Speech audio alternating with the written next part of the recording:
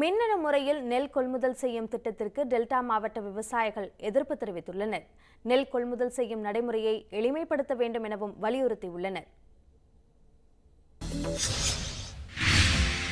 தமிழகத்தில் 2113 நேரடி நெல் கொள்முதல் நிலையங்கள் இயங்கி வருகின்றன.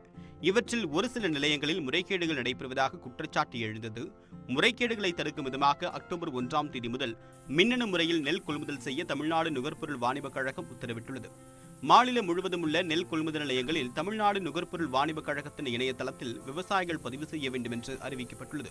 அதன்படி விவசாயிகள் தங்களுடைய பெயர், ஆதார் எண், சாகுபடி செய்யப்படக்கூடிய நிலம் உள்ளிட்ட அனைத்து விவரங்களையும் ஆண்ட்ராய்டு போன் மூலமாகவே பதிவு செய்யலாம் என்றும், அதன் பிறகு நெல் மூட்டைகளை விற்பனை செய்வதற்கான தேதி விவசாயிகளின் செல்போன் எண்ணுக்கு குறுஞ்செய்தியாக அனுப்பப்படும் என்றும் தெரிவிக்கப்பட்டுள்ளது. ஆனால் மின்னணு முறையில் நெல் கொள்முதல் செய்யக்கூடிய திட்டம் அமலுக்கு வந்தால் பல்வேறு சிக்கல்களை சந்திக்க நேரிடும் என்று விவசாயிகள் வேதனை தெரிவிக்கின்றனர். குறிப்பாக விளைநிலத்தில் அறுவடை செய்த நெல்மணிகளை வீட்டுக்கு எடுத்து சென்று பராமரிப்பது மிகவும் கடினம் என்றும், நெல் உற்பத்தி அதிகம் இருக்கக்கூடிய பகுதிகளில் உடனடியாக நேரடி நெல் கொள்முதல் நிலையங்களை திறக்க வேண்டும் என்றும் விவசாயிகள் வலியுறுத்தியுள்ளனர்.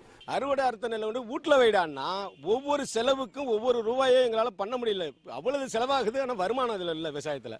நீங்கள் ஆனால் தொடர்ந்து எங்களை உட்படுத்துறது தான் விரும்புறீங்க. எனக்கு இருக்கிற வயல்லேருந்து அறுவடை அறுத்தனா அதுக்கு பக்கத்தில் எந்த டிபிசியும் அங்கே தான் போடணும், கொள்முதல் பண்ணணும். அதுதான் ஈஸியாக இருக்கும்.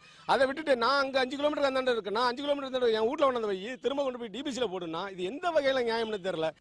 இத்திட்டத்தால் மீண்டும் முறைகேடுகள் நடக்க வாய்ப்பிருப்பதாக கூறக்கூடிய விவசாயிகள் நெல் கொள்முதலுக்கான நடைமுறையை அனைத்து விவசாயிகளும் பயன்பெறக்கூடிய வகையில் எளிமைப்படுத்த வேண்டும் என்றும் கோரிக்கை விடுத்துள்ளனர். மற்ற மாவட்ட நெல்கள் இங்கே வருவதற்கு எது அடிப்படை காரணமாக இருக்கிறதோ அதை கலந்தெறியப்பட வேண்டுமே தவிர, அதற்காக இங்கு உள்ள இருக்கின்ற விவசாயிகளுக்கு டோக்கன் சிஸ்டம் போட்டு அவர்களை வரைமுறைப்படுத்துவது என்பது ஏற்றுக்கொள்ள முடியாது.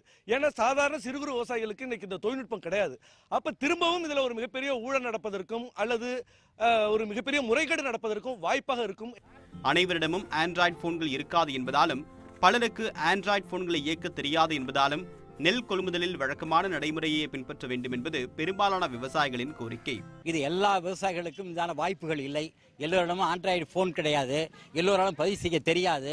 இந்த சூழ்நிலையில் அவர்கள் எப்படி செய்ய முடியும்? ஆகவே 2-3 டிபார்ட்மெண்ட்டை இணைத்து எப்படி போடுவது என்பது பொறுத்தவரை கொஞ்சம் காலவாசம் கொடுத்து இன்னும் எளிய முறையில் எல்லா விவசாயிகளும் பயன்படுத்துகிற வழி இந்த திட்டத்தை பரவலாக்க வேண்டும், எளியப்படுத்த வேண்டும் என்பது தமிழ்நாடு விவசாயிகள் சங்கத்தின் கருத்து.